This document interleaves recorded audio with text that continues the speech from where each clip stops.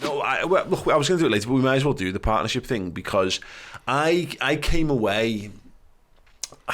It's frustrating, but I think it was typified. There's a fella on the road behind. I mentioned it on my reaction video last night.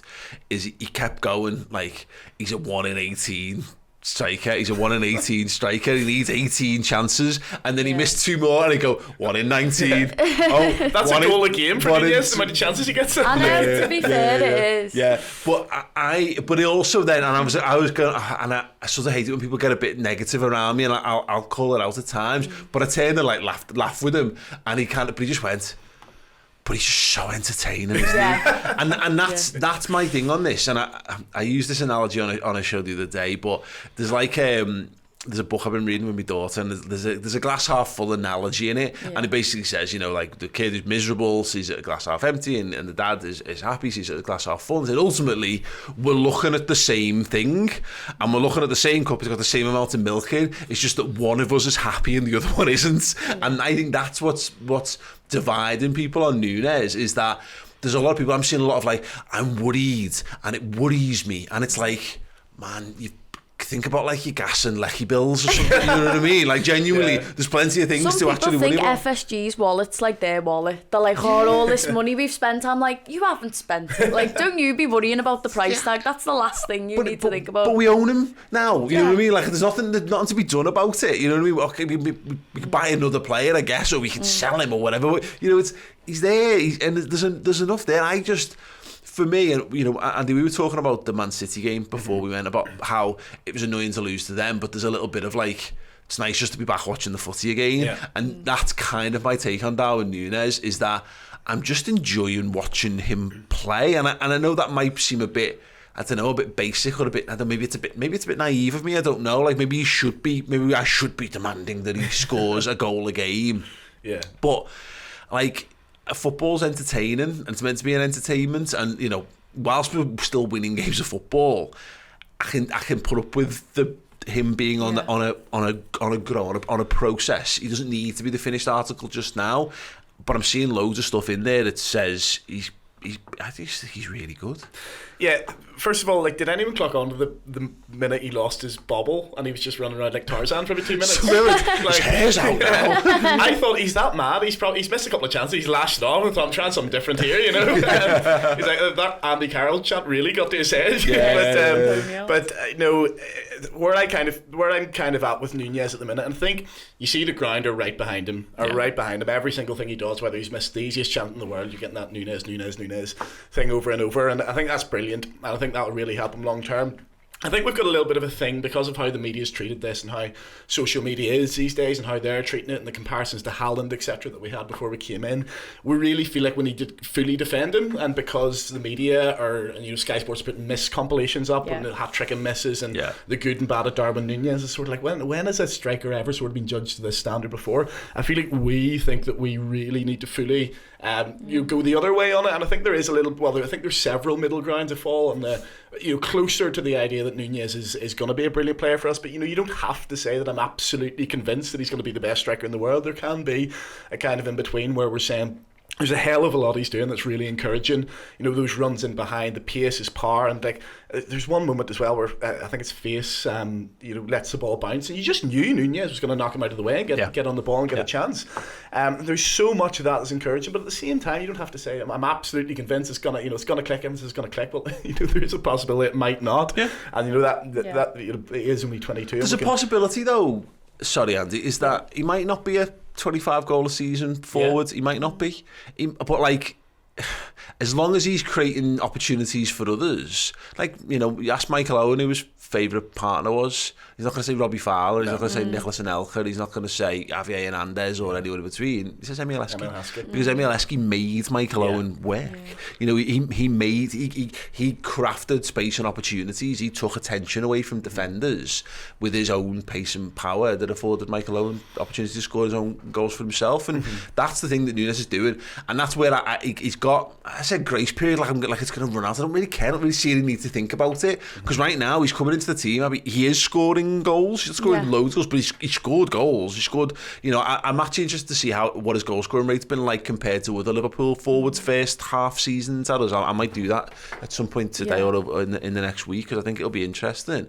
But he's making shit happen. He's going past people. He's causing opportunities. He's creating big chances in a football match.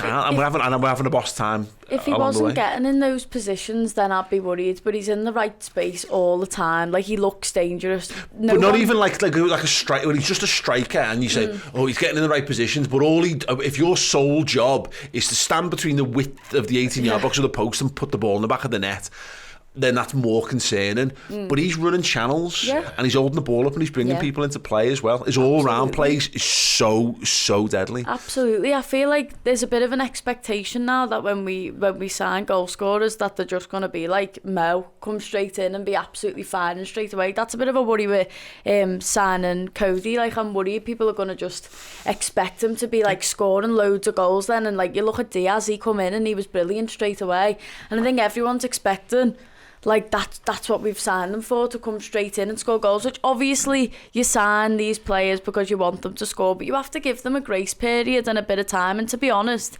we haven't really gave Nunes like the biggest time to bed in. He's thrown straight in now. He hasn't had that much time to bed in, and he's just mad. I love watching him. He's just absolutely crazy. And even when he does something wrong, it was so funny, the lad behind me kept going, "Unlucky," and clapping, "Love you, unlucky." He was going, "It's all right, don't worry lad," like as if we could hear him from up a minute. That support that you were saying, the way the crowd just chanting Nunes, like even just the people around me, he'd miss like an open goal and everyone be like, "Unlucky, it's fine, don't worry, there'll be another one, don't worry." No, and I think that's important, and it's important that it gets mentioned. You both mentioned it now. The support inside the ground for Nunes is paramount. That's the most important inside thing. The ground compared to like what you see online. No, online, even some people who claim to be Liverpool fans online, they're the ones that are like, "I'm worried," but like no one in the ground seems worried. And I think there is a thing where if you're a little bit removed from it, maybe you don't feel it. It's harder to feel the electricity through the telly, because you've also got commentators whose only way of discussing football is to discussing who's done something wrong. If you're listening to like the likes of Gary Neville going, "Oh, again, he's missed again, this is getting a worry now," then you're gonna go, "Ooh." Do you know what I mean? Whether you realise it or not, and even if you're aware of it and you're resistant to it, it builds up. You can't help but feel it drips into you. And you're dead right. Just to clarify for everyone, Gary Neville wants Darwin Nunes to be shit. Yeah, of course. Because Gary Neville wants Liverpool to be shit. By the way, I love the idea that like if you're listening to Gary Neville going, "Ooh," you're gonna go, "Ooh," and if you sat in front of a guy going, "Love you," you're gonna go, "I love you." Well, that's literally it. Though he was behind me going, "It's all right," and I was going, "Do you know what it is? It's all right." Do you know what He'll get another chance, and then he did, and he didn't score that one, but it was all right. Get another one. It's all right. Still love you. It's okay. On a brief tactical point about him, what really encourages me is I saw him, sort of first couple of games when he comes on against City, and he's got that space to run in behind. He's deadly, and when he's got space to run in behind, and on the left-hand channel, he's going to be deadly. My slight concern was when teams come to Anfield and sit in, you're not going to have that space to run in behind, but he's almost like conquered that. It's almost like you can play as low block as you like. He's so quick and his movement's so good that he's going to find space in behind no matter how deep you come and play. And that's going to be so encouraging for breaking down these teams that come to Anfield and try and frustrate us like Leicester did last night. To my mind, just on the Leicester performance from Nunes, look, he should score again. He's had a few of them since we've come back where you go, "Come on, mate, you've got to bury them." But he's laid on between 2 to 3 and certainly one magnificent opportunity for Mo Salah to score there. Yes. And that's a big thing for me. So some of that criticisms of Darwin Nunes, it was a bit like the criticisms of Trent Alexander-Arnold sometimes. Like, well, he's not got the assist. It's like, yeah, but have you seen the passes he's been playing? He's still playing passes into good areas, but you can't get an assist unless someone sticks the ball in the back of the net. And the one in particular where he brings it down and he charges basically through the middle of their team, and he draws everyone with him, and he just slots this like angled ball through to Salah. It's a magnificent pass. It's a great run. It's so direct, and all of a sudden Mo Salah's in on goal, and you know, again, I think that's a little bit of understanding as well. I don't know whether Salah truly expects sometimes quite what's going to happen, because I don't think Nunes really knows. He's an agent of chaos in every sort of way, but he's given Salah an opportunity to put the game to bed there, and that's almost on Salah, you know, because he can score them. He does score them. Yeah. And I think if you can walk away from that, and Nunes has bagged an assist for the winning goal, and technically, look, he's got an assist for the goal. Yeah, you know what I mean. He was claiming the goal, by the way. Yeah. He goes and does a big knee slide from the main stand. I was like, that's not how goals work, mate. You have to actually put the ball in the net. Yeah. He literally did though. He was like, "Yep, that's mine." Yeah. And I had no idea from the other end of the ground. I was like, "Go ahead, Darwin." Yeah, he scored again. By the way, what a finish! That pass for Salah for the one he misses is unbelievable. Now, there's some passes where you're in the ground. Half the time when you sit up high, as you were, Abby, and as I was last night as well, you see the pass before the players see it. Yeah. And there's sometimes a really obvious passer, like the one against City where he didn't play famously. That pass wasn't on, from what I could see. And he threads it through the eye of a needle, and it's absolutely perfect. And that's where I sort of think, you know, when some people are saying he's purely physical, he's purely pace, and he can be effective in that, that's where I think, no, he actually does have that real talent on the ball as well. And he's clearly got a willingness to link up with Salah, and I think almost a little bit to his detriment in a couple of opportunities where I think he runs through and he's decided he's passing to Salah regardless of the situation. You're begging him to be selfish for a minute. You're just like, go on, and then he passes it to Mo. That one where he passes it just that little bit too slow. Stuff like that. You're just like, although it was a bit of a difficult angle if he was to try and bury it, but he seems like the type of player where it's like he'll bury the really difficult ones and then the easy ones just go straight past, you know what I mean? He feels like the kind of person who, you know, you're getting dead pissed off with, and you know, because every time he goes to shops, he just comes back with like mad kind of stuff, and then you get so cross from you, and then the last time you think, well, maybe this time he'll bring the right shopping back, and he brings you some flowers instead, and you're like, oh, you've still got it wrong. But aren't you lovely? I think that's it. I think his decision making is a big part of it. There's a real eagerness there to make sure he's linking up with Salah. I think Salah's got a bit of that in return as well, because that's often the concern when you bring a lad in, and we've seen it happen with. Salah had a little bit when he first kind of came in. Jota had a bit of it when he was integrated into the side and Diaz has certainly had it. I think of, well, these guys are the guys. I like the fact that I like the fact that Nunes is trying to play to him, and I like the fact that I think that's the way to win Salah's heart over a little bit as well, as make sure you feel like you're a foil for him. But I don't want Salah to think, oh God, this guy's the new kid on the block and he's going to be stealing all my goals and chances. I don't want him going into his shell.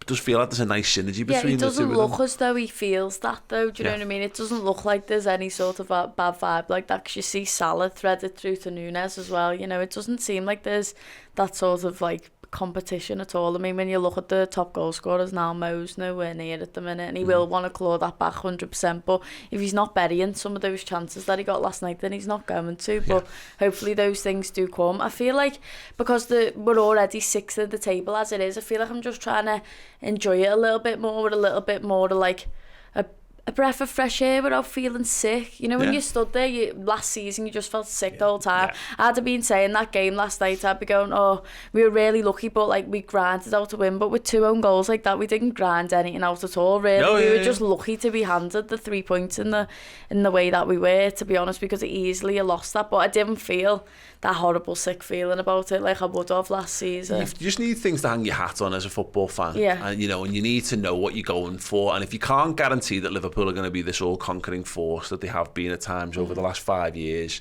then I need to know that I've got something that's going to get me excited. It's going to get the juices flowing when I go to Anfield, something to buy into. And at the moment, it's Nunes. You know, the atmosphere at Anfield against Leicester was rubbish. It was flat. And look, this is one of those mad synergy things, a game where you feed off the team feeds off the crowds, chicken and the egg, what comes first. Ultimately, the team playing well is what kickstarts a lot of this.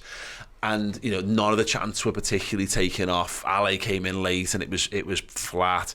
Virgil half-heartedly got his song sung once. Salah got his sung because he had a big opportunity, missed it, and everyone chanted Nunes first. I think the cop went, oh shit, actually Salah did really well there. Let's give him a bit of love. But that Nunes thing is just a thing that's kind of keeping us going. And look, it's not just like happy clappy nonsense of let's just blindly support a guy because he plays for Liverpool.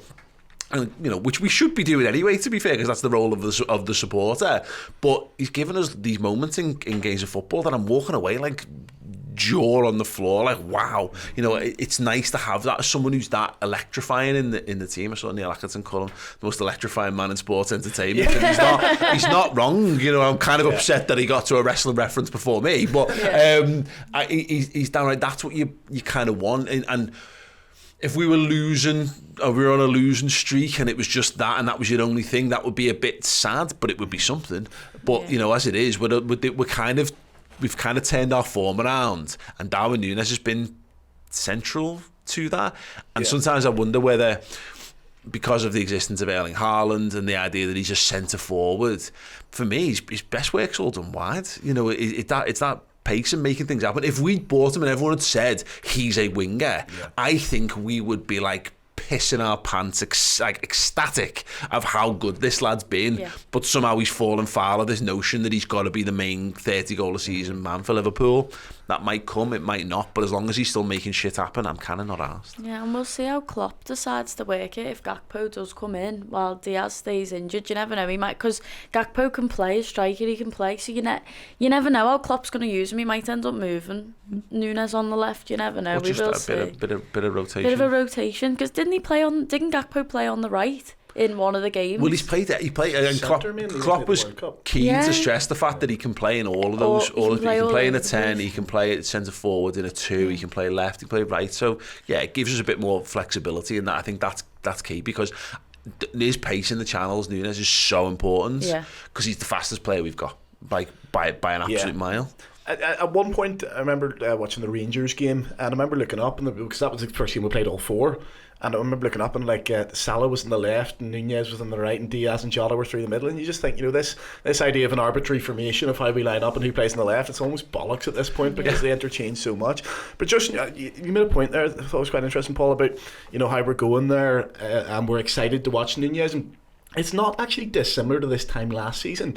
Obviously with more points on the board, we're in a title race, but we'd gone to some games in the first half of last season. I remember Brighton at home, we drew another stupid game at home at one point, and Brentford away, and we're dropping these points, and you sort of felt like there wasn't a lot to get excited about. We were getting there, and then we signed Diaz, and that was a catalyst. With Harvey Elliott back, and that was a catalyst. With Salah and Mane back from the World Cup, that was AFCON, that was a catalyst. With a League Cup run, that was a catalyst as well. And all of a sudden, all these things came together. And you look at our squad compared to City's last season, we had no right to be within 1 point of them for the title. We had no right whatsoever. But we did it based on that sort of spirit. And the likes of Nunez, sort of getting a little bit more form, the likes of a Gakpo coming back in, all those things could be something that just ignites our season slightly and makes us play sort of above the level of the actual players we have, hopefully. Yeah, I absolutely agree. If anyone's watching, can I get your thoughts on Nunes so far? Because, he's been polarising, but I don't think he really has. I think it's almost like people are being told that he's polarising, and it's making people overthink it a little bit. Like, you've got there needs to be more. There needs to be like a root and branch investigation into everything. I just think he's had a very exciting start to his Liverpool career. He seems to be getting better and better. And I would again, to your point, Abby, before, he's getting into those positions. We know he can score them. I've seen him score them already. Take those kind of chances. He'll bury a few more. I don't know whether he'll ever be like, he'll explode the way Suarez did, for example, or Torres, but I don't think anyone knows he's that random that I could easily see him scoring 50 goals in a season, the way I could see him score 5 and then be all about it's all the work rate and the off the ball stuff. But yeah, let us know what your thoughts are on that one. Hi everybody, thanks for watching the show. Hope you enjoyed it. If you did, make sure you give it a like on the way out. Did you know you could get some hoodies, t-shirts and any accessories from redmenmerch.com? So head on over there now and grab yourself something.